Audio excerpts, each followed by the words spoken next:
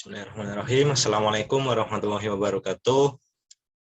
Sebelumnya perkenalkan, nama saya Azharirul Rizky Maula, NIM 62114200047. Saya dari kelas C, jurusan Ilmu Keolahragaan, Fakultas Ilmu Keolahragaan Universitas Negeri Semarang. Di sini saya akan menyampaikan sedikit materi tentang program latihan untuk anak usia dini. Tugas ini disusun untuk memenuhi tugas mata kuliah Pedagogi Olahraga, dosen pengampu Pak Fajar Awang Irawan. Oke, langsung saja kita ke materinya. Yang pertama, pendahuluan. Usia dini merupakan kesempatan emas bagi anak untuk belajar, sehingga disebut usia emas Golden Age. Pada usia ini, anak memiliki kemampuan untuk belajar yang luar biasa, khususnya pada masa kanak-kanak awal. Mengingat usia dini merupakan usia emas, maka pada masa itu perkembangan anak harus dioptimalkan. Perkembangan anak usia dini sifatnya holistik, yaitu dapat berkembang optimal apabila sehat badannya, cukup gizinya, dan dididik secara baik dan benar. Anak berkembang dari berbagai aspek, yaitu berkembang fisiknya, baik motorik, kasar maupun halus, berkembang aspek kognitif, aspek sosial, dan emosional. Perkembangan motorik kasar merupakan hal yang sangat penting bagi anak usia dini, khususnya anak kelompok bermain atau KB dan taman kanak-kanak atau TK. Sebenarnya anggapan bahwa perkembangan motorik kasar akan berkembang dengan secara otomatis dengan berkembangnya usia anak. Merupakan anggapan yang keliru. Perkembangan motorik kasar pada anak perlu adanya bantuan dari lembaga pendidikan usia dini, yaitu sisi apa yang dibantu, bagaimana membantu yang tepat approach, bagaimana latihan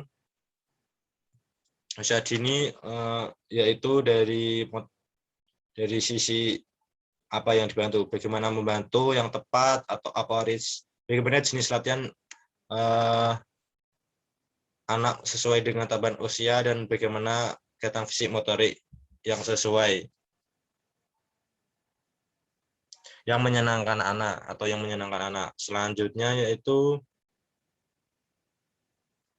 kemampuan melakukan gerakan dan tindakan fisik untuk seorang anak terkait dengan rasa percaya diri dan pembentukan konsep diri. Oleh karena itu, perkembangan motorik kasar sama pentingnya dengan aspek perkembangan yang lain untuk anak usia dini.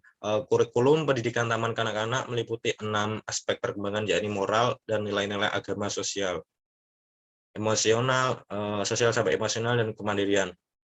Kemampuan berbahasa, kognitif, fisik atau motorik, dan seni. Taman kanak-kanak merupakan salah satu bentuk program pendidikan anak usia dini. TK bukanlah jenjang pendidikan wajib diikuti, namun memberikan manfaat bagi penyiapan anak-anak untuk masuk SD. Pada umumnya, pembelajaran di TK untuk aspek perkembangan fisik atau motoriknya lebih banyak difokuskan ke perkembangan motorik halus, sedangkan motorik kasar kurang diperhatikan. Padahal pengembangan motorik kasar anak usia dini juga memerlukan bimbingan dari pendidik. Perkembangan motorik kasar atau anak usia TK antara lain melempar dan menangkap bola, berjalan di atas papan titian atau keseimbangan tubuh, berjalan dengan berbagai variasi atau maju mundur di atas satu garis, memanjat dan bergelantungan atau berayun, melompati parit atau guling, dan sebagaimananya. Segoyang-goyangnya gerakan motorik kasar ini dipraktekkan oleh anak-anak TK di bawah bimbingan dan pengawasan pendidik atau guru, sehingga diharapkan semua aspek perkembangan dapat berkembang secara optimal. Selanjutnya yaitu langsung saja kita pembahasannya, yaitu dilihat dari aspek biologis. Olahraga anak usia dini masih dalam taraf pengembangan aspek kebugaran jasmani atau menguatkan jantung atau tulang dan otot, serta merangsang tumbuh kembang anak secara optimal. Olahraga anak usia dini selayaknya dikemas menjadi suatu permainan olahraga yang selain mengembangkan aspek-aspek tersebut, juga mengembangkan aspek psikososial, yaitu mengembangkan nilai-nilai dari anak secara positif, menuju pembangunan karakter yang sportif, dinamis, kreatif, penuh toleransi, jujur, dan bertanggung jawab. Konsep national and character building melalui pendidikan jasmani olahraga dari kesehatan sebagai konsep dasar pembentukan karakter untuk bertumbuh pada pemberdayaan anak melalui jalur pendidikan atau kegiatan olahraga di sekolah. Pembentukan karakter dalam pembelajaran Pencaksilat ini di antara lain, satu, pembentukan fisik yang sehat, bugar, tangguh, unggul, dan berdaya saing. Dua, pembentukan mental berupa sportivitas, demokratis, toleran, dan disiplin. Tiga, pembentukan moral menjadi lebih tanggap, peka, jujur, dan tulus. Pembentukan kemampuan sosial yaitu mampu bersaing, bekerjasama, berdisiplin, bersahabat, dan berkebangsaan. Selanjutnya yaitu berikut ini kajian tentang kepelatihan anak usia dini yang diperlukan oleh para pelatih untuk menangani atlet usia dini, yaitu mengenai satu, mempersiapkan untuk melatih anak usia dini secara efektif.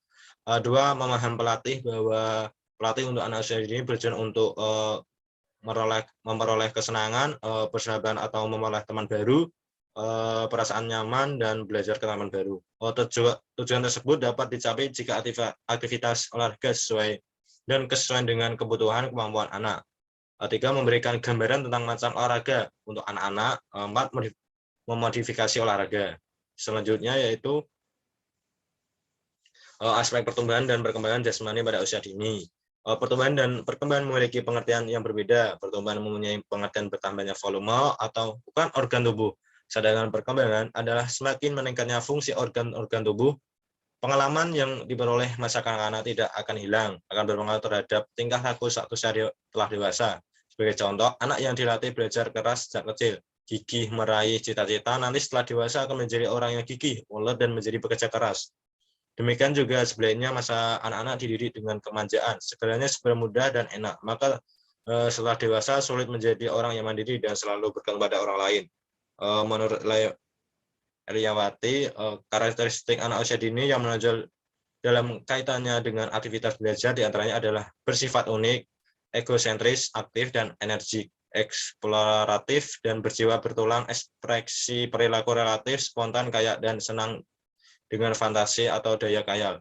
Mudah frustasi, kurang pertimbangan, daya perhatiannya pendek, gairah untuk belajar, banyak belajar dari pengalaman, dan semakin menunjukkan minat terhadap teman. Selanjutnya yaitu usia terbaik untuk melakukan stimulasi pada anak adalah sedini mungkin. Hasil yang optimal akan didapat bila anak sudah diberikan rangsangan tumbuh kembang saat ia masih di dalam kandungan usia 4 bulan dan setelah lahir hingga ia berusia 6 tahun. Namun, pemberian rangsangan tumbuh kembang perlu dilanjutkan setelah anak berusia 6 tahun hingga usia 8 tahun. Tumbuh kembang menekankan pada 4 aspek kemampuan dasar anak perlu mendapatkan rangsangan, yaitu kemampuan gerak kasar, kemampuan gerak halus, kemampuan bicara yang berbahasa, serta kemampuan bersosialisasi atau berinteraksi, dan kemandirian. Terima kasih, itu yang bisa saya sampaikan tentang program latihan untuk anak usia dini. Terima kasih. Assalamualaikum warahmatullahi wabarakatuh.